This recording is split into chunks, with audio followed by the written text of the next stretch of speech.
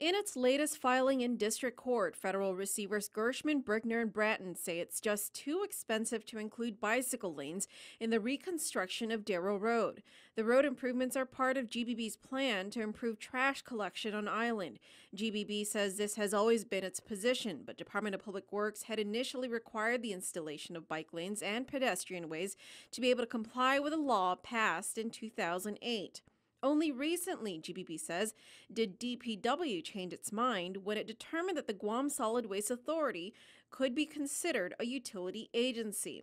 GBB says adding bike lanes and pedestrian ways to Darrow Road would cost close to $6.4 million, making the reconstruction project a total of $8.2 million. Without bicycle lanes, the project is now only estimated to cost about $1.8 million. That's because the installation of sewer lines for proper disposal of leachate would have to be redesigned on the 1-mile stretch of roadway. Meanwhile, the receiver also stated that it would not implement a waste-to-energy contract between GovGuam and Guam Resource Recovery Partners. That contract was being considered earlier this month by the Guam legislature through a bill authored by Senator Tina Muñoz Barnes. The bill had received a lot of criticism from some residents who would be affected by the proposed waste-to-energy plant and some industry experts and stakeholders who contend it would be too costly and not environmentally friendly. GBB says even if the bill were to pass into law, implementation by the receivers is not necessary in order to ensure compliance with the consent decree. In fact, quote, it clearly violates our fiduciary duty to properly manage the assets entrusted to us, GBB states. Therefore, unless specifically ordered by the court to do so, we would not implement the agreement even if it were approved by the government of Guam.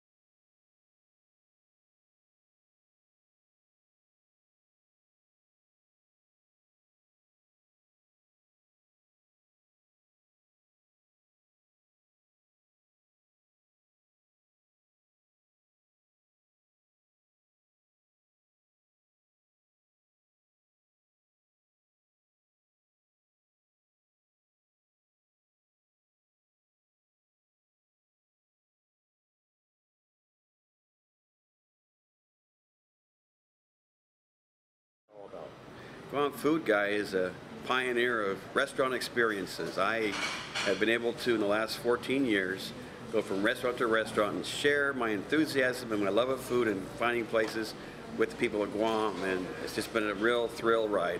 A lot of food, a lot of experiences, and great restaurants, good people. Well, I'm a food enthusiast. I like to share the positive experiences. If the food really isn't quite right or the service is not quite there or there's problems with it, I don't review it. I'm not a critic, I'm a reviewer. So that's what I try to do, is find the right experiences, tell happy stories, tell good ones, and people want to go find a place they're going to enjoy, not go to a place they're going to hate. Guam Diner website is a portal site for restaurant directory information, phone numbers, locations, types by cuisine, searchable recipes, and then reviews. Sushi Ebisu has been one of my favorite restaurants. My first review was in 2007, and there were a previous location. This is a new location here, Royal Orchid. They've only been here now for about 4.5, 5 months. They have a food that this owner, Chef Fumiya Nakamura, has been able to impress so many people with his skills, and he's been in European trained. He's been chefing over there. He's here on Guam. He's here with his wife, his Rie, who's also here, and his kids were also part of, being here with the experience. So it's a family who've made Guam their home, and also the excellent Japanese cuisine that they have on their menus. And we have two different types of sushi rolls here. One is the rainbow and one is called the Alaska. And you look at the meticulous work that they do on the Alaska, for example, is have shaved radish on the very top of that, and in crab and the inside, and you take a bite of that mixture and all of it marries in your mouth. This flavors just swim, and you're really, really happy. Their wasabi is made here. It's also a thing that when you talk about quality, they don't, they're not buying the stuff out of a tube. This is what they make here because they know that ingredients are highly critical, that they have a very special fan base who enjoys this kind of food, this kind of cuisine.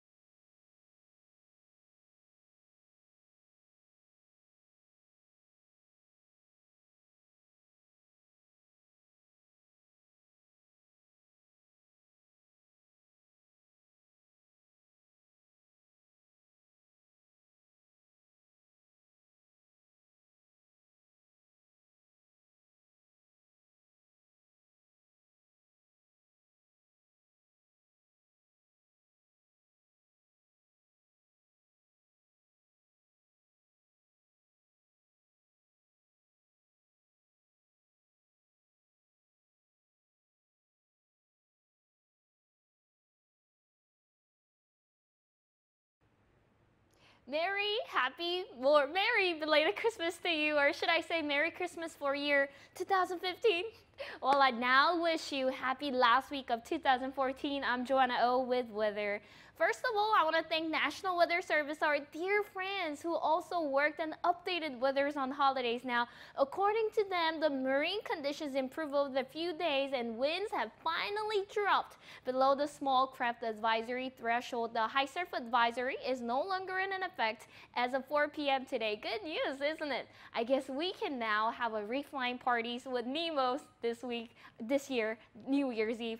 Let's go take a look at weather now. Expect mostly cloudy and isolated showers for tonight, and partly cloudy with isolated showers on the weekends. Throughout this week, the expected speed of the wind was all the way up to 30 miles per hour at one point, and remained up to 25 miles per hour for most of the time. But today, as well as on weekends, the winds are expected to go only up to 10 to 20 miles per hour. Another change to today's weather forecast is the temperature. For the most part, temperatures will be lows around 77 and highs around 89 as usual. But on this Sunday, wait for it, expect lows around 78, just 1 degree difference. I mean, small difference counts, right? That's it for me, and have a good weekend. Hey, no fair pushing.